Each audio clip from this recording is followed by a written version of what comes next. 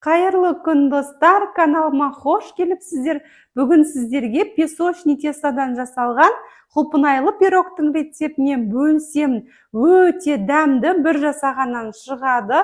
Ауызға салса ерейтіндей пирог, құлпынай және қаймақ қосылған пирог. Сіздер де жасап көріңіздер. Ал ендеше бастайық. Менімен бірге жасап көріңіздер. Бізге керегі 170 грамм шым-шым тұз, 2 ас қасық қант, араластырамыз. Содан соң 1 шай қасық қопсытқышымызды қосып, және араластырып аламыз.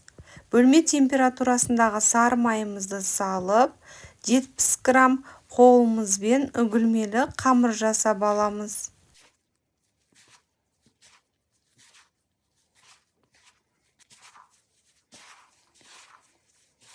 Үгілмелі қамырды жасап алдық.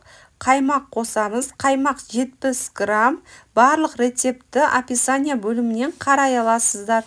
Қолымызбен жақсылап, шартарыздес қылып, қамырды илеп аламыз. Қамырды көп илеудің қажеті жоқ. Барлығын бір келкі қылып жинап алсақ болғаны.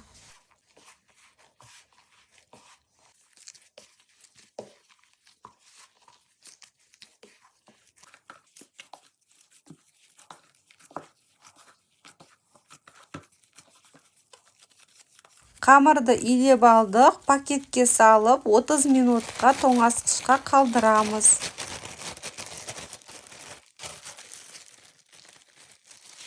Сол аралықта біз салмасын дайындаймыз. Салмасына қаймақ 200 грамм 20%-дық және 1 дана жұмыртқа, 120 грамм қант дәміне қарай, тұз, шым-шым, жүгері крахмалы 2 ас қасық, дәміне қарай ванилин қосып, венчиктің көмегімен жақсылап араластырып аламыз.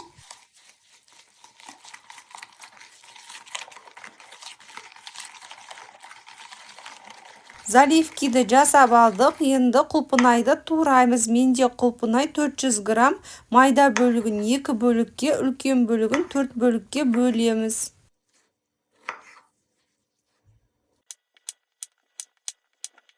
Салмасын дайындап алдық. Қамырымыз да дайын болып қалды. Пакеттен алып, аз мөлшерде ұнымызды себелеп, думалақ форма жасап алып, қамырымызды жайып аламыз формаға келтіріп.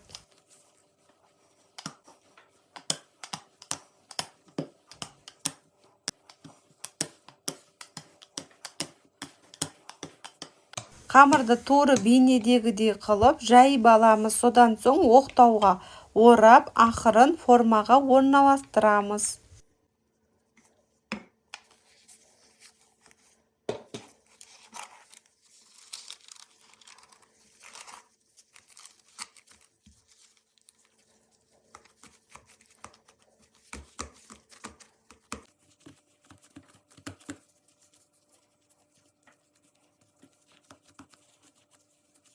Қамырды формаға орналастырып алдық. Bir шет бөлігі биік болып кетті. Пышақпен кесіп, екінші бөлігіне осылай жабыстырып шығамыз.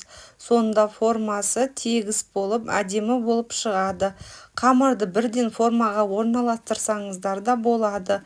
Қалауларыңыз бойынша жасайсыздар. Шанышқымен осылай басып шығамыз. Сонда пирогымыз піскен кезде көтеріліп кетпейді. Салмасына ең бірінші құлпынайды саламыз. Ең соңында қаймақтан жасалған салмасын құямыз.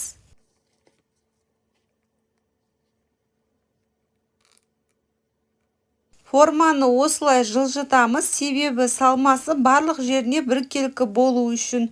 Қызып тұрған пеште 160 градуста 50 минутта пісіріп аламыз. Пирогымыз пісті. Бөлме температурасында суды формадан босатамыз. Жасалу жолы өте оңай. Пирогты тоңазытқышқа қойсаңыздар, кремі өте күшті болады. Мен бірден кестім. өте дәмді, хош иісті, балғын, шырынды, жұмсақ песочный тестадан жасалған.